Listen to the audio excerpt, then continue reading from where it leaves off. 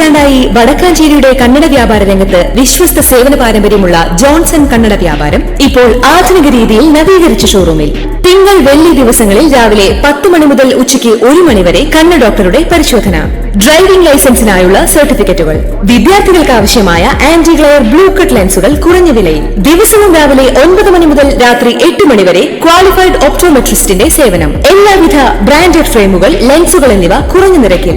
Johnson Kannada വ്യാപാരം, John's tower, divine ആശുപത്രിക്ക് എതിർവശം, Vadakkanchery. Phone 94963474. Hindu Aikyavedi നേതാവ് കെ.പി. ശശികലയുടെ അധിക്ഷേപ പരാമർശനത്തിനെതിരെ പ്രതികരിച്ച് റാപ്പർ വേടൻ എന്ന ഹിരൺദാസ് മുരളി. നിങ്ങൾ ഏതെങ്കിലും ഒരു കാര്യം മാത്രം ചെയ്താൽ മതിയെന്ന ധാർഷ്ട്യമാണ് സംഘ് പരിവാറിനെന്ന് വേടൻ പറഞ്ഞു. താൻ റാപ്പ് പാടും, പറ്റുമായിരുന്നെങ്കിൽ ഗസലും പാടിയേനെ. ക്ലാസിക് പാടാനുള്ള തൊണ്ടയില്ലാതെ പോയി, അല്ലെങ്കിൽ അതും പാടുമായിരുന്നുവെന്നും വേടൻ മാധ്യമങ്ങളോട് പ്രതികരിച്ചു. റാപ്പും പട്ടികജാതിക്കാരുമായി യാതൊരു പുലബന്ധവുമില്ലെന്നാണ് കെ.പി. ശശികല പറഞ്ഞത്. ജനാധിപത്യവും തീവ്ര ഹിന്ദുത്വ രാഷ്ട്രീയവും തമ്മിൽ ഒരു ബന്ധവുമില്ലെന്ന് വേടൻ പറഞ്ഞു.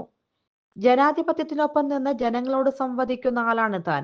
തന്നെ വിഘടനവാദിയും പൊതുസമൂഹത്തിനു മുന്നിൽ മോശക്കാരനാക്കാനുമാണ് സംഘപരിവാർ ശ്രമിക്കുന്നതെന്നും വേടൻ പറഞ്ഞു. സർക്കാർ സംഘടിപ്പിച്ച പരിപാടിയിൽ പങ്കെടുത്തതുമായി ബന്ധപ്പെട്ട വിമർശനങ്ങളോടും വേടൻ പ്രതികരിച്ചു. ജനങ്ങൾ തിരഞ്ഞെടുത്ത സർക്കാരിന്റെ പരിപാടിക്കാണ് താൻ പോയത്. ഏതെങ്കിലും ഒരു പാർട്ടിയുടെ ഭാഗമായി ചിത്രീകരിക്കാൻ ശ്രമിക്കുന്നത് മണ്ടത്തരമായാണ് തനിക്ക് തോന്നിയിട്ടുള്ളത്. ഒരു സ്വതന്ത്ര കലാകാരനാണെന്നാണ് താൻ എപ്പോഴും പറയുന്നത്. കക്ഷി രാഷ്ട്രീയത്തിന്റെ ഭാഗമായി ചെയ്യുകയാണെങ്കിൽ സ്വാതന്ത്ര്യം പോകുമെന്നാണ് കരുതുന്നത്.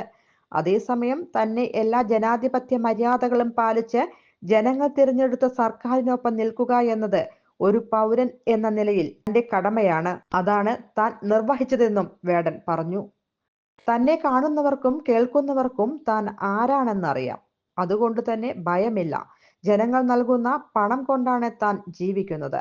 വേടൻ വിദേശ ഫണ്ട് സ്വീകരിക്കുന്നു എന്നതടക്കം ആരോപണങ്ങൾ ഉയരുന്നുണ്ട്.